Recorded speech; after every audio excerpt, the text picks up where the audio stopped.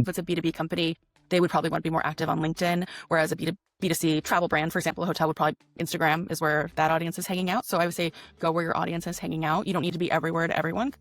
This is a very big change to me because if the follower doesn't matter and now you can post anything. So what is the best way businesses can capitalize on this new interest media instead of a social media? The majority of people looking at the reels are not followers. They're people who found the reels based on their interests and the algorithms and stuff like that. So that's something to keep in mind as well. What type of content in your experience currently is doing better? Definitely more like experiential content. So content that speaks to an experience or kind of more storytelling content versus a generic promotional type post. So if the people are listening to you, they failed at social media before, they want to give it another try. What would be your best suggestion to those people at the moment? I read about how hotels are seeing less traffic to their websites overall because folks are travel planning in ChatGPT and not leaving ChatGPT because ChatGPT can plan their trip for them without them having to go look at websites. So we want to make sure that we're optimizing websites for ChatGPT as well. And what is the importance of their website within all this social media marketing game? Welcome to the Website Growth Show, brought to you by WP Minds. I'm your host, Rana Shahbaz. On this show, we speak with business owners, agency leaders, and marketers to learn what's working to improve their websites and grow their businesses. Most hospitality and service-based businesses know they should be on social media and investing in digital. But after all the posts, emails, and blogs, the bookings still feel flat. It's frustrating to pour time and money into marketing and only get vanity metrics back. Today's guest, Debbie Miller, is here to fix that. Debbie is the founder and CEO of Social Hospitality, a boutique digital marketing agency that helps hotels, restaurants, and other mission-driven brands turn scattered online activity into clear, strategic storytelling that drives revenue. After starting Social Hospitality as a blog and side hustle, she has spent years helping clients align their website, content, social media, and email into one cohesive plan for growth. Debbie, welcome to the Website Growth Show. Thank you so much for having me. Is it still possible to grow a business with social media without paying for ads? Well, that's a great question. Obviously, the more you pay, the better you'll do. But I primarily work in the organic social media space. So I can say that, yes, it's still possible, be a little more manual in terms of the work you have to do. But definitely you want to create an authentic presence online. And that's something that you can do more naturally through organic social media efforts versus paid efforts. Paid campaigns tend to be a little bit more sales focused and they tend to be a little more objective based, which is obviously great for that purpose. Mm-hmm. But if your goal is to build a brand and build an audience and have an authentic brand, you want to do more actual conversating and being more human and authentic. And I think that's what people are looking for online. We get inundated with so many sales messages all the time. So having that more authentic brand that shows the personality is a great way to stand out amongst your competitors. Amazing. How do you define authentic? How the brand can be authentic? Finding the right balance of right content mix, I guess is the way to say it. So making sure that you're both educating your audience on your industry or your niche, talking about what you do, what you offer, the problem that you solve, that your company solves, offering solutions, but in a way, again, that's not too outwardly salesy, in a way that is human to human and just kind of showing your human side to the brand. I've seen with a lot of different clients that I've worked with. I've worked a lot in the hospitality space, but I've worked with several law firms as well, for example. And it's personal injury law. It's not a sexy brand. It's car accidents and stuff like that. And we've seen across the board with the various law firms that we've worked with, whenever we talk about the team and what the team is doing, that kind of content performs way better than any other type of content. So people want to see the humans behind the brand, even for a B2B company like that. People kind of want to resonate and connect with other humans. Amazing. And in personal injury law firms, how people, what can you show team doing which normally resonates with the audience? Yeah, so a lot of team member, like I said, team member content. So that might be the attorneys going to events or participating with organizations. It might be cases they're working on and the outcomes that they provided to their clients, the way that they serve their clients, often in a very terrible point in the client's life if they've sustained an injury or something like that. Making sure that we're speaking to the client themselves and their journey and what they've gone through. Again, kind of adding that human aspect to it. That definitely helps, resonate more with folks online than just kind of another, the billboard, kind of the billboard sleazy attorney that's just trying to get business. There's that kind of vibe that's out there for that industry. And and the attorneys that I've worked with have definitely wanted to stand out and be more human and personal and really speak to these issues that people often go through when they're in an accident of some kind. Interesting. What is your why? What is your story? Why are you helping businesses grow using social media? Yeah. So I kind of say my career trajectory was kind of a result of a happy accidents. I began in college through an internship program and I got placed in a marketing internship and I was an English major in college. So I've always loved to write and that kind of, I wasn't sure what I wanted to do, but I got placed in a marketing internship for a destination marketing organization. And what that is it's an organization kind of similar to a chamber of commerce, but for travel, for hotels and cities.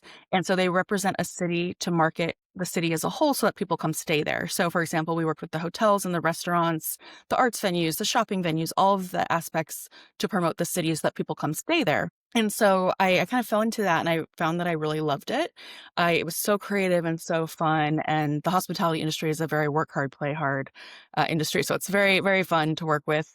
And I began doing that back almost 20 years ago now. And it was kind of right at the beginning of social media for business, right? When social media was emerging for businesses. So everyone was kind of on the same level playing field. Everyone was kind of learning as we went. And I started going to networking events and meeting other folks. At the time, we all met through Twitter, actually. That was back when Twitter was kind of first starting for businesses. And a lot of us local to my area were meeting through Twitter and then getting together in person. And it was really cool because I was young and I still, I had a lot of imposter syndrome and I felt very new to the space, new to the career world in general. And I got to meet a lot of really great people. And it was fun because, like I said, we were all the same ground level with social media. And it came naturally to me because I was younger at the time and able to kind of grasp a little more easily than some of my more experienced peers. So that's kind of how I got started. And then I was working again for the destination marketing organization. And at the time, there wasn't a solid resource on social media for the hospitality industry. And that's how Social Hospitality, my brand, was born actually as a blog back in 2011. I was just blogging about social media in the hospitality industry because that's the area I was working in. And what was really cool about the evolution of that, which has now turned into my full-time business for the last 8 years, is that it kind of just started organically. And it was something that I was just writing about because I was passionate about the industry and I enjoyed writing. And it kind of evolved from there. I started getting freelance clients from my blog as well. I ended up transitioning from the DMO to a larger marketing agency, more corporate agency. So I worked there for 6 years as well, learned a lot more different angles of digital marketing. So I learned SEO and I learned, all the ways that digital marketing, the ecosystem works. And so I'm very thankful for that period of learning and getting exposure to different brands. And from there, I was able to kind of go out on my own with Social Hospitality now as its own boutique marketing agency. Focused primarily on digital marketing and content creation. But my why is basically rooted in the desire to help people tell stories that resonate with people, showing up authentically, helping brands find their voice in their community and see the impact of their business and what they're working on. I think that's always been very, very fulfilling in my career journey. Amazing story. So you are, living on the social authentically. So that's how, you build your brand. Yeah, Okay. absolutely. So what is your favorite way of, picking a brand, helping them with social media to grow online? Yeah, it kind of depends. I'm a little bit. I have some industries that I work primarily with, like hospitality or the law firms that I mentioned, but I'm pretty industry agnostic at this point. I have several education clients. I've had several in kind of the wellness space. I've had several kind of B2B SaaS companies that I've worked with. So it's not so much about the industry, it's more about the client themselves and what's in the right fit. So since I'm a smaller agency, I have a small team, but we're relatively small compared to a larger corporate agency. And because of that, we're able to give more personalized service. So that's feedback that I've gotten quite a bit is that we're much more personalized. I'm usually involved very, closely with the team. We were just discussing right before the meeting, like I'm in meetings all the time. I'm constantly working with my clients, very hands-on to be part of their marketing team and understand their business and their goals and their objectives. And sometimes with a larger agency, you have so many different folks that you're working with. There's an account manager who needs to pass a request off to a developer, for example. Sometimes it's a lot more. It's a lot bigger process to get stuff done, and you have to go through several hands, and you don't really have a personalized service. So I think clients that tend to resonate with like a smaller agency like myself tend to prefer that kind of more personalized touch. It's usually kind of small, I would say small businesses. So in the hotel space, it's small independent hotels, smaller law firms as well, kind of the small to medium sized business that again kind of wants that hands-on marketing support versus having someone full-time in-house to do it. So maybe it's just kind of a need that's not as big as needing a full-time person, but it's not as big also as needing like a full-time agency. So it's kind of that middle ground there. I get that this is the main reason clients work with you. But first of all, how do you choose the client? What is your criteria? How do you decide that you can produce the expected result for the clients? And Yeah. how do you decide which social media platform is good or best for them to produce their expected results? So how do you go about this process? Yeah. So kind of what I was pushing upon before you answered the first question, like I usually decide if the client's a fit based on initial conversation with them. So finding out what their needs are, what their team structure is, what their goals are. If I'm not the right fit for whatever reason, I will refer them to another client. But for the most part, clients find me. I don't do a lot of cold outreach. That's not something I've ever had to do, like thankfully. It just depends when they come to me if it's the right fit, if it aligns with the services that I provide or not. Sometimes there's a lot of peripheral services that I can help support, but I don't necessarily I'm not an expert in, so I'll usually refer out. So, for example, if a client needs PR or paid social or other kind of peripheral, more in depth branding work, that's something I'm familiar with that space, but that's not my bread and butter. That's not what I want to do. So I would refer that out. And in terms of figuring out which platforms a client should be on, it is a case by case basis. So, for example, if it's a B2B company, they would probably want to be more active on LinkedIn, whereas a B2C travel brand, for example, a hotel would probably Instagram is where that audience is hanging out. So I would say go where your audience is hanging out. You don't need to be everywhere to everyone because it's not necessarily going to produce the ROI that you want if you're somewhere where your audience isn't making the decision to make a purchase, for example. So just it depends where your audience is, and it varies based on your specific business and goals. Amazing. And do you have any recent case study where clients come to you, like in hospitality industry, if you want to share? Yeah. What was their challenge? What were their challenges, and what solution you provided, and the kind of results they received? Yeah. So one recent case study was a hotel group that I worked with. It's a small hotel group of 3 independent properties across the West Coast, and they wanted to launch an email campaigns. They hadn't really been doing many email campaigns, and I helped develop all of the email campaigns. And they had one specific offer that they launched with, and so we were able to create a standalone, booking code for that. It was an offer that we just pushed through email. We also pushed it in other avenues, but I was focused on the email side of things. And I was able within the first 2 months to generate around $30,000 of trackable revenue for them.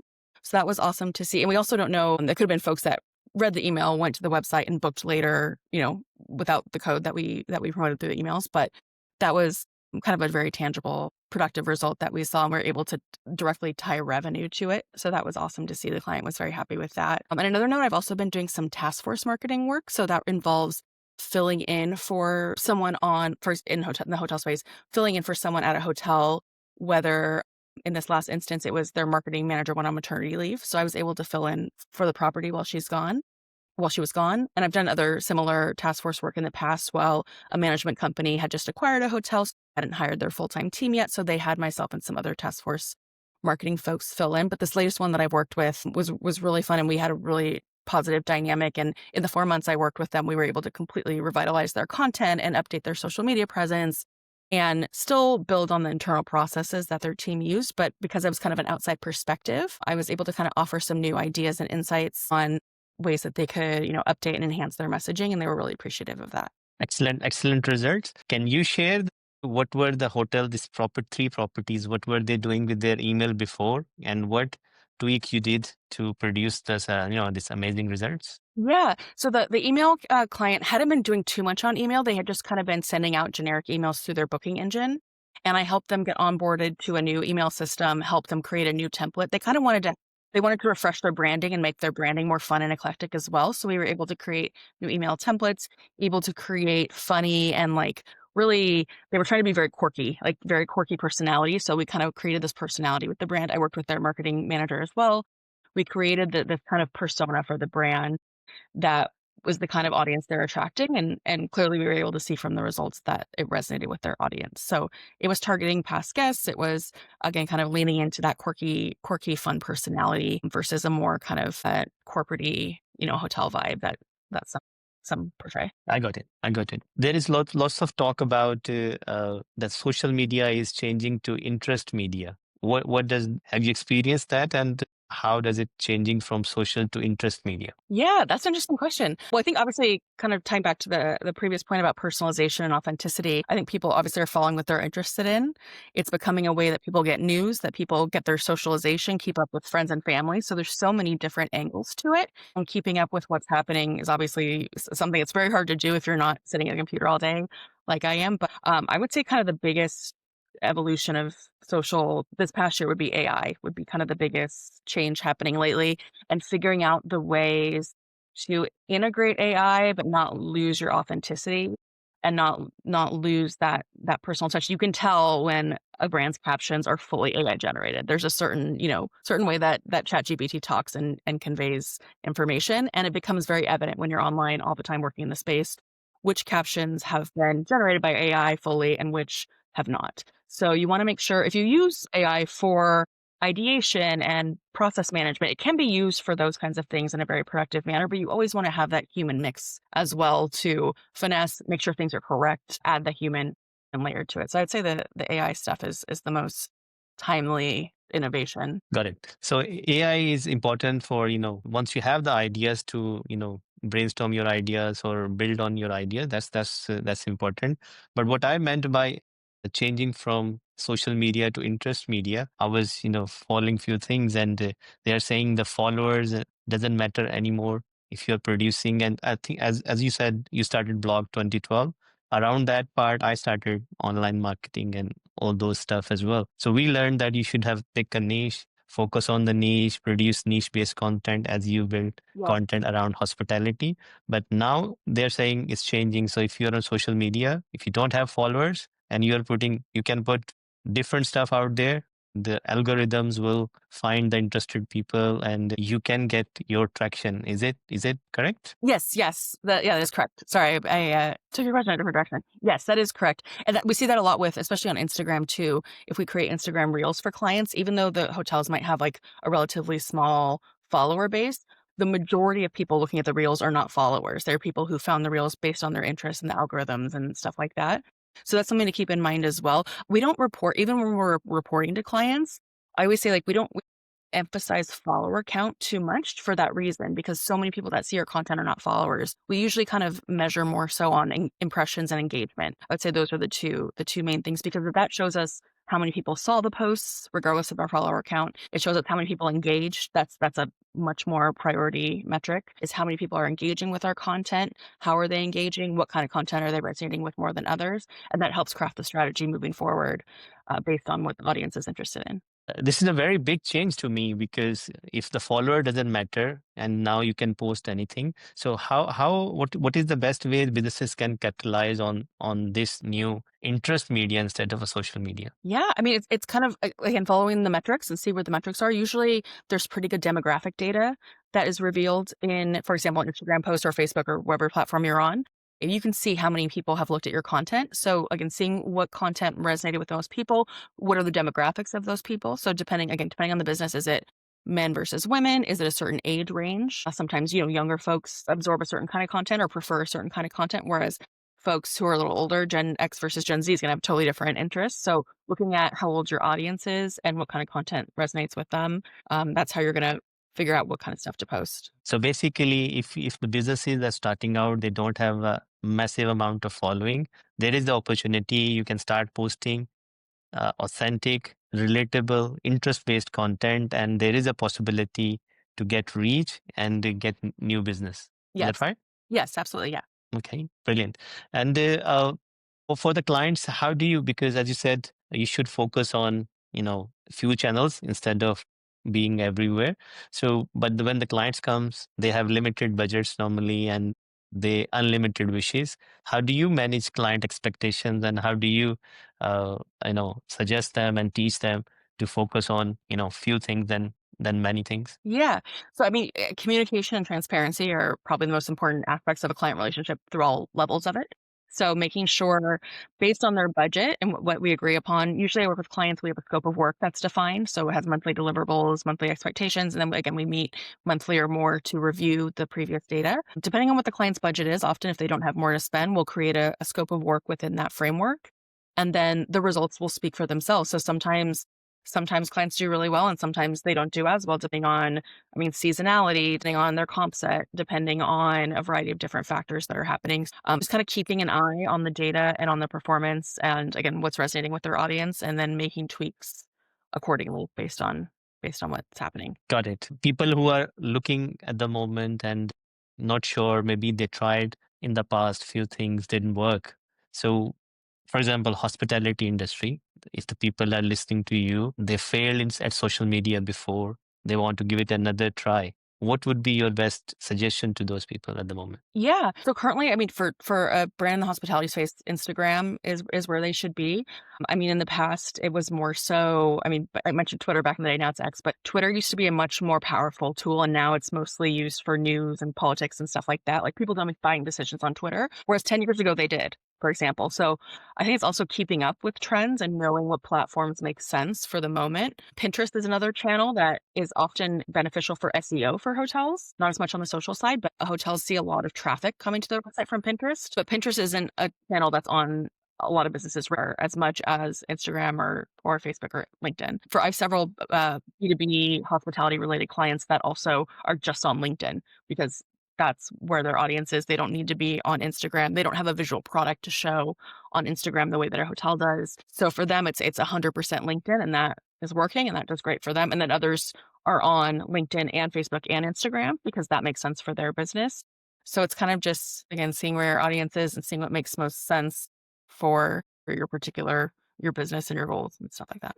Got it. So I'm trying to make sense, some sort of that audience who are watching us. Let's say I'm assuming that hospitality people are interested in to learn from you and they do better than what they are doing currently. So you're suggesting they should try Instagram if they have failed previously. Let's Instagram is the focused social media channel. What should be the first step for them to when they resume their social media efforts? Yeah, so to get started, you wanna make sure you're posting consistently, so figure out what that is. For some clients, it's they just wanna post twice a week. For some, they wanna post every day, so find your appropriate balance and cadence, and just be consistent with it, 'cause it looks stale when someone lands on your page and there hasn't been a post in several months, for example. So you wanna make sure you're posting consistently, whatever that cadence is, and then building up your fan base. So if you're on LinkedIn, for example, and you've just created a new LinkedIn page for your business, if you already have a network established from your personal page, making sure to let people know that you have a new brand page that's going to be sharing resources and educational content about your industry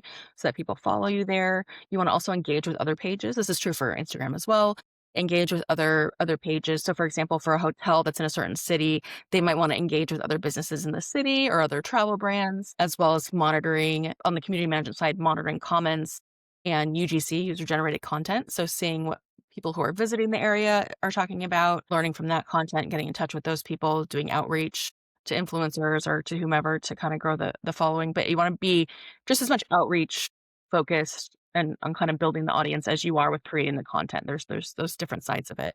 So got it. So you need to be on Instagram. You need to be creating consistently, whatever the consistency means to you.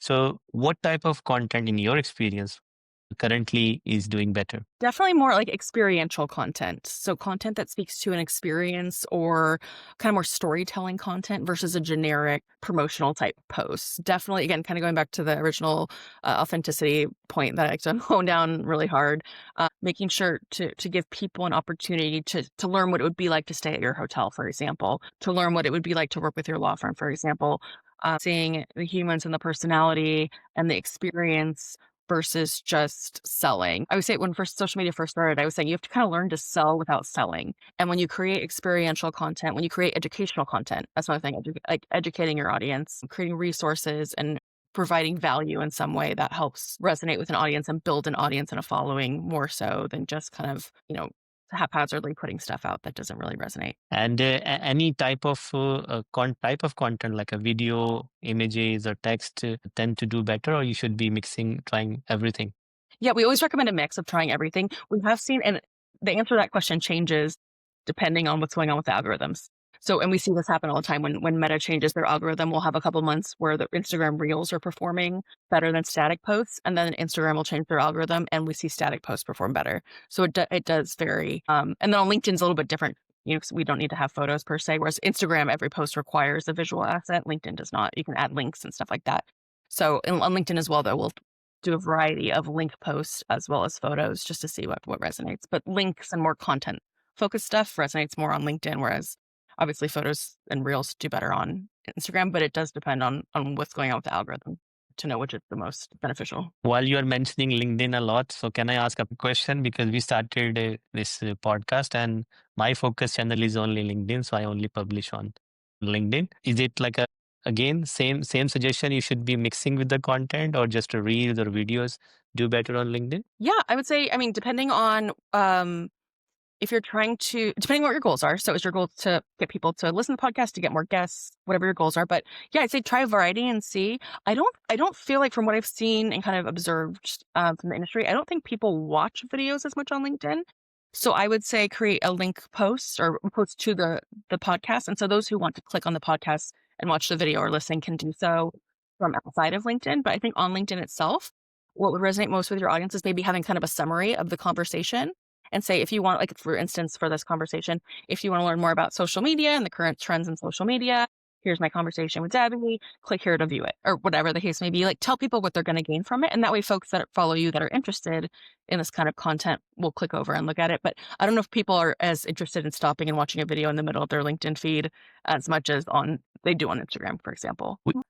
And there is another myth on LinkedIn you mentioned that you should not post a third party link within the post. Do you have any insights on that? Because when the people say when you, for example, if I'm putting a link for a YouTube video No, or a blog post within the post, normally it kills the reach. Is that your experience as well? no, I include links and posts for LinkedIn posts all the time.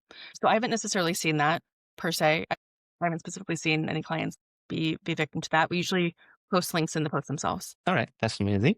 Even though I was hesitating to post, normally we used to post comment in the first comment, like you post a main post and the link in a first comment.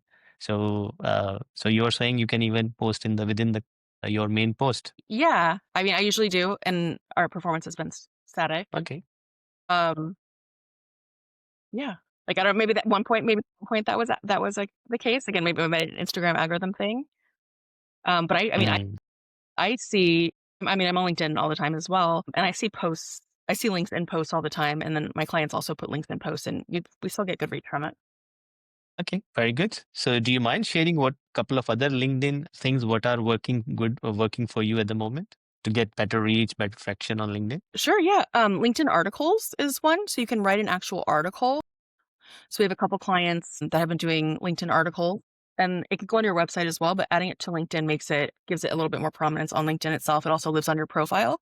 So people who go to look you up on LinkedIn are able to see your expertise and that you're educating your audience on a topic that's relevant to them. So that's definitely one way to get a little bit more reach on LinkedIn. Also kind of similar to other platforms, but interacting with other people, not just posting, but also engaging.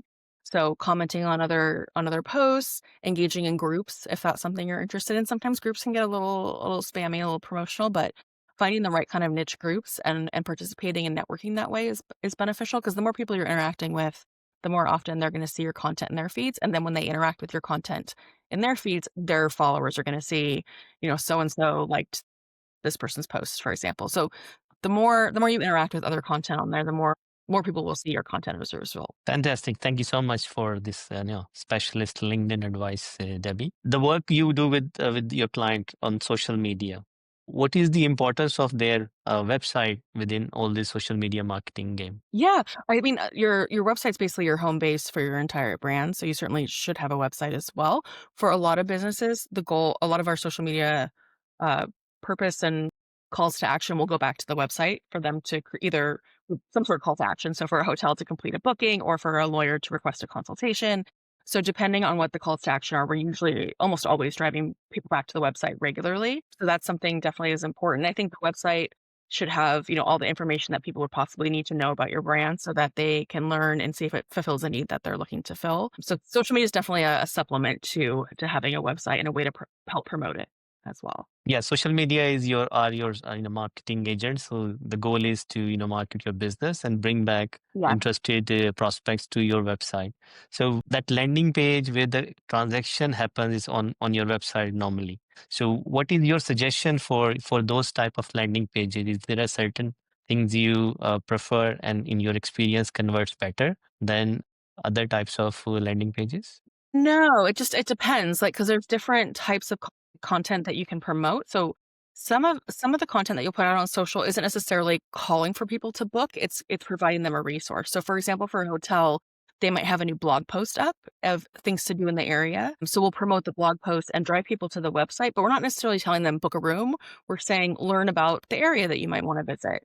So it's not always a specific landing page that has some sort of call to action or lead form or something like that. It's more so providing them a resource, getting people to your website to explore it further, and then providing information or answering a question that the visitor might have. So like I have hotel clients, for example, that I write blog posts for as in addition to social media. Exclusive. I have one hotel group that has 17 properties that I exclusively write blog posts for. And so they're using that blog for SEO perspective, but then they're promoting it on their social media every month. They're promoting it in their newsletters, and it's driving people back to the website to provide them a resource, to provide them information.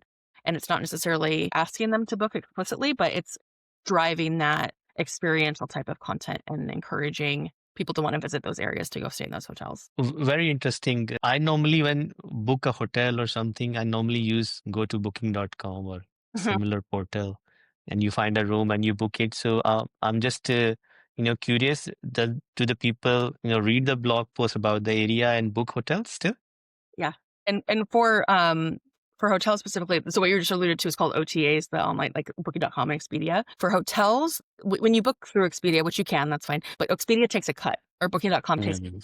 the goal for hotels specifically is to get people to book through their website, because then they keep 100% of the profit. Basically, they're not paying a cut to Expedia or Booking.com. So for hotels, we want to drive as much traffic to the website as possible, no matter what page they land on. We want to drive traffic Mm. to the website to get people there to book on the site versus going to a third party. Okay. So basically, you don't send the social media traffic to homepage or any specific booking page. You send to a resource where the people know about the business, and then if they are interested to do some business. Yeah. Yeah, sometimes we do a post crafted to the homepage or to the booking engine. So sometimes yes, but in general, most of the time, a hotel website has 20 pages. There's rooms, spa, dining. We'll usually speak to the experience of staying at the hotel versus telling people to book when they don't know why they want to book yet, because they don't know what they're going to be doing or that kind of thing. What does social media marketing success look like, or how do you define a success? Yeah, it varies by client. I'd say ongoing client dynamics and relationships speak a lot to how things are going. So there's that side of it. Obviously, there's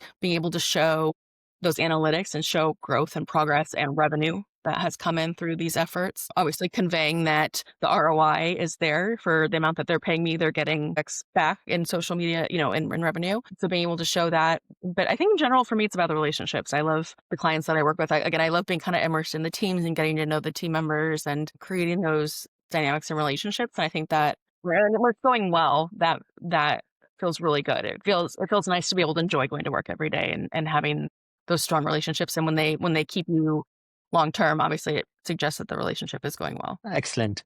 And how do you see social media evolving with AI? Content is one aspect, but is it AI is affecting any other way the social media? Yeah. So I think the biggest shift, it kind of overlaps with social media a little bit, but like the SEO side of things. So I've been trying to learn more about GEO, which is the generative search option. So now when you search for something in ChatGPT, for example, it gives you links, in your in the answers. So in addition to trying to optimize your websites and your blog posts and your online content for Google, you also want to optimize it for ChatGPT users. They're different avenues. They're different, and we're actually seeing for the travel industry specifically, we're not with my clients specifically, but I've read about how hotels are seeing less traffic to their websites overall because folks are travel planning in ChatGPT and not leaving ChatGPT because ChatGPT can plan their trip for them without them having to go look at websites. So we want to make sure that we're optimizing websites for ChatGPT as well, and that the content there is very experiential. That if someone enters a basic question in ChatGPT about a trip or a destination, we want our site to come up for that. And we have to make sure to frame phrases and content marketing efforts around the way that ChatGPT delivers results and processes data. And it's a new and different type of optimization that is now having to be integrated in addition to the traditional search engine optimization methods. So it's a tricky nuance there. Have you managed to crack this code? Working on it. Yeah. Trying something I have to be mindful of in client or in content, because I do like content development. So when we're writing content, when we're writing social media content, when we're writing blog posts, when we're updating website copy for a website, we're mindful now of how a search engine would perceive the content as well as how an AI platform might as well. and trying to tailor the content to both. Okay, fantastic. And people, again, a last question, people who are listening to us or watching to us, looking to get more from social media, what is your best tip for that? Yeah, definitely staying on top of current trends and news. Like I said, like the algorithms are changing all the time. Platforms are releasing new products or features or so staying on top of that and learning how to optimize it. And then also, again, kind of knowing the data. It's a mix of data and strategy that has to come in. And you have to be continuously monitoring what content resonates with your audience, what platforms make the most sense, what kind of content, video or links or photos or all those kinds of things and looking at the data and seeing how your specific content is performing and then tailoring and adjusting the strategy and the process according to what makes the most sense based on your results. Fantastic advice. Debbie, the lastly, just if you want to, first of all, thank you very much for sharing generous answer for all my questions. And I hope this conversation will be helpful for some hospitality clients or personal injury lawyers who are looking to, improve their social media presence. Where people can find you if they want to connect with you. Yeah, my website is socialhospitality.com and then all the social media channels under social hospitality as well. Also on LinkedIn, pretty active on LinkedIn, like I mentioned. So feel free to connect with me there. Or my email is debbie@socialhospitality.com as well. Fantastic. And we will put all these, links to in the show notes. Debbie, once again, thank you very much for your time. And I really appreciate you sharing your, expertise with us. Sure. Yeah, it was great chatting with you. That's it for this episode of the Website Growth Show. If you find it helpful, please consider subscribing. Until next time, keep growing.